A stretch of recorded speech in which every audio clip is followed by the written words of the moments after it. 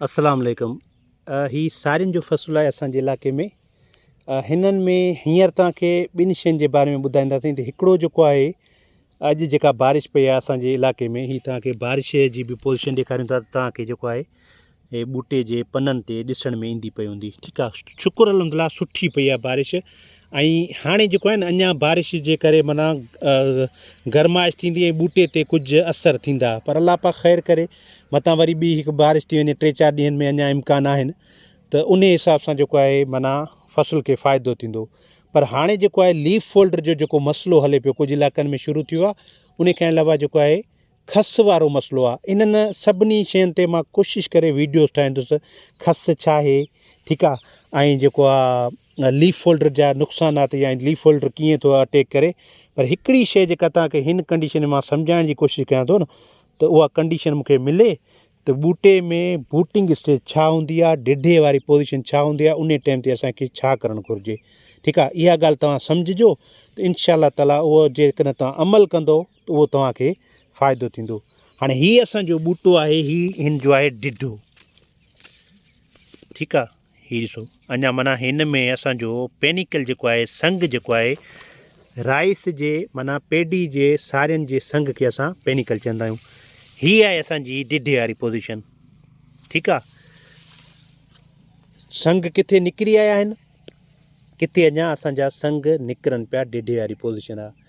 हिन पोज़ीशन खां पहिरियां सम्झी वियो, हिन पोज़ीशन खां पहिरियां जिते असांजो संग अञा ॿूटे जे अंदरि फ्लैग लीफ में लिकियलु हूंदो आहे, हीअ ॾिसो तव्हां, त उन टाइम ते असांजो NPK, बोरान, मैग्नीशियम, ज़िंक, इन्हनि शयुनि जा जॾहिं असां स्प्रे कंदासीं उहो तमामु घणो असांजो दाणे खे ताक़त ॾींदो।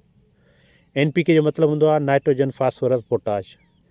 बोरान, ज़िंक, इहे असांजा माइक्रो न्यूट्रिएंट्स आहिनि, पर असांजे ॿूटे जे लाइ तमामु ज़रूरी आहिनि। कहिड़े टाइम ते ॾींदासीं? हिन कंडीशन में, ढिढे वारी कंडीशन में। ठीकु आहे, इनखे बूटिंग स्टेज चइबो आहे। ॿूटे जी फसल जा, असांजे फसल जा ॿूटे जा मतिलबु हिकिड़ा पचण जा या वधण जा सुर हिकिड़ा स्टेजिस हूंदा आहिनि। ठीकु आहे, हिकिड़ी टेलरिंग स्टेज आहे, हिकिड़ी बूटिंग स्टेज आहे, हिकिड़ी एंथीसिस स्टेज आहे, हिकिड़ी जर्मिनेशन जी स्टेज हूंदी आहे, हिकिड़ी जेको आहे मेच्योरिटी स्टेज आहे, हिकिड़ी हार्वेस्टिंग स्टेज आहे। इहे सभु स्टेजिस हूंदियूं आहिनि। इन टाइम ते जंहिं आबादगार प्लानिंग सां सुठे नमूने सां डेली पंहिंजे फसल खे विज़िट करे ॿूटे खे ढिढे वारी पोज़ीशन में जेकॾहिं मतिलबु इहे शयूं ॾियारे वियो, हालांकि फास्फोरस ऐं पोटाश असांखे शुरू खां ॾियणा पवंदा आहिनि, पर जेकॾहिं तव्हां न ॾींदा आहिनि त इन टाइम ते लाज़मी ॾियारिजो। इहो असांजे डायरेक्ट मतिलबु ईअं सम्झो दाणे खे मिलंदो, पन ते लॻंदो, डांडी ते, स्टेम ते लॻंदो, या असांजे जेको आहे ढिढे ते लॻंदो, संग जेको पेनिकल ठहे थो उन ते लॻंदो, उहो इनशा अल्लाह ताला असांजे या ज़मीन ते किरंदो, उहो असांजो NPK या भाण जेको ॾींदासीं, फर्टिलाइज़र जेको स्प्रे कंदासीं, उहो असांजे ॿूटे खे मिलंदो। जेका ॻाल्हि तव्हांखे सम्झ में आहे उहा बि असांखे एप्रिसिएशन तौरु असांखे ॿुधाइजो। जेका ॻाल्हि इन में तव्हांखे सम्झ में न आई आहे उहा बि असांखे ज़रूरु ॿुधाइजो, त असां ॾिसूं था त असां जेका आबादगारनि जे लाइ महिनत कयूं पिया था, उहा महिनत सही थी वञे, या असां जेको आहे ईअं हरू भरूं पंहिंजो बि टाइम था विञायूं ऐं आबादगारनि खे परेशान था कयूं। तव्हां सभिनी वॾी महिरबानी। उमेदु आहे तव्हां कमेंट्स करे असांखे पंहिंजा राया ज़रूरु ॾींदो। Thank you so much.